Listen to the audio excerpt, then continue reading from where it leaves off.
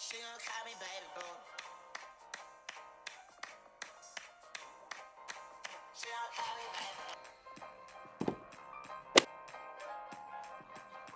Hey loves, welcome to Radiate with Coach Rae, and this is my channel, which is going to be all about lifestyle, mindset, and transforming and really becoming your best self.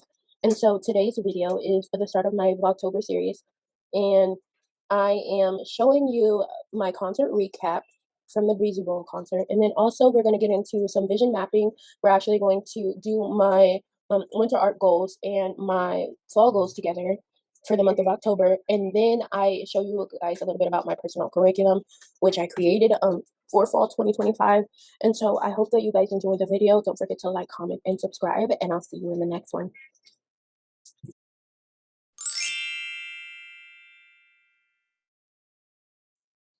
So I went to the Breezy Bowl concert. And this is like my fourth Chris Brown concert, if I'm not mistaken. But what made this concert a 10 out of 10 or an 1,000 out of 10, if you ask me, was the fact that Summer Walker was there.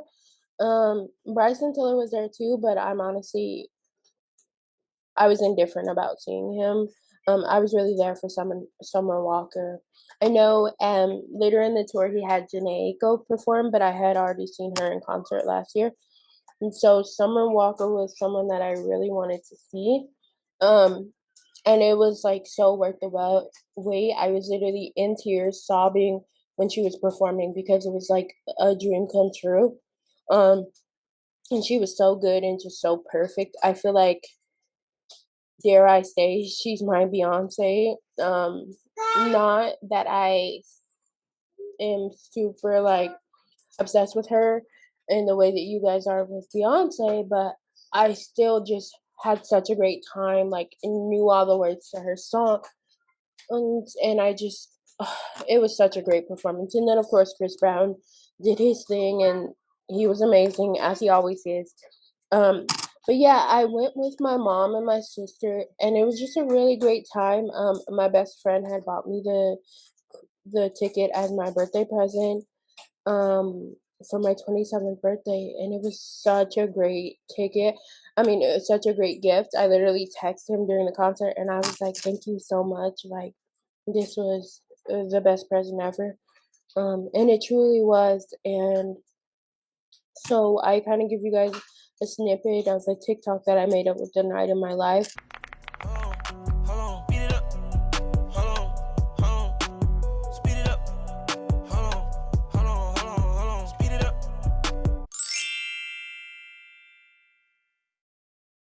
It's so easy to say that you want a better life without actually changing anything. I was one of those people who always said that I wanted to start a YouTube, that I wanted to be a millionaire, that I wanted to change my life and be unemployed and working for myself, living my dream life.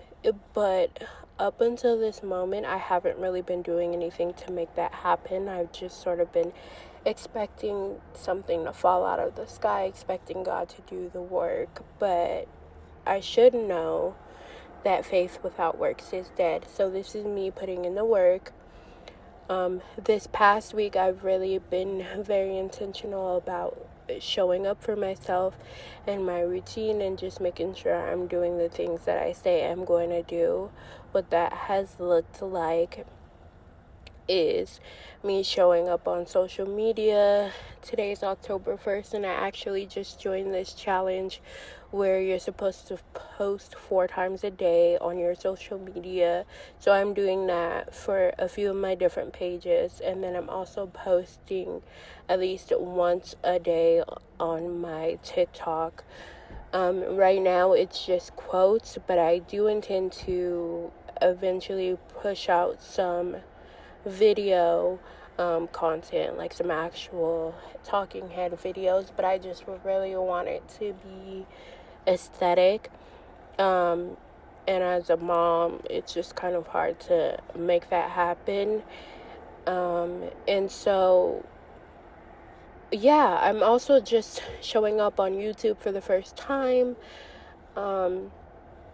because YouTube is something I've been saying I wanted to start for years. So I thought that this would be the perfect way to get started. Like I said, it's October 1st. It's just the start of the winter arc, or the great lock-in, or whatever people are calling it these days. I'm going to call it the winter arc because I just think that's cuter, and that's also what I was calling it last year around this time. And I'm not going to keep using the different names to be trendy.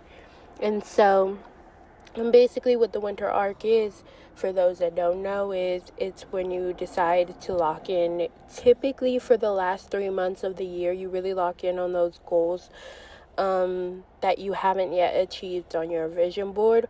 Or some people create all new goals. I feel like I did a mixture of the two. And so what I did was I created a personal curriculum of fall of all my life, but I'm specifically focusing on fall 2025 and those classes. And so I'm actually going to show you guys what that looks like, because from there I decided to create my winter art goals based on the curriculum that I had set up for myself and just the things that I knew I wanted to achieve by 2025. If you guys haven't yet created your own winter art goals, the questions that really helped me hone down on this was really, what is one thing that I want to have achieved by the start of 2026, or have achieved by the end of 2025? What's one thing my future self or my higher self will thank me for? And so I kind of answered those questions in my journal several times, actually, and I got a few different answers, which is why there was my personal curriculum, and then there's sort of the winter art goals. My winter art goals are a bit more specific, and I'm actually going to pull it up so I can share it with you. These goals are to get to 10,000 followers on my main brand Instagram page, to start getting larger payouts on that Instagram page, because I am monetized on there, and I want to get another page monetized and making money on there, and I want to start making 4 figures with one of my brands. So those were just kind of the 4 winter art goals that I was able to think of at that time. Of course, that doesn't include any personal goals, that doesn't include any major business goals, any finance goals, any health goals, none of that. Those were just specifically the things that I'm being actionable about every day, and just focusing on that way. So yeah, there's that.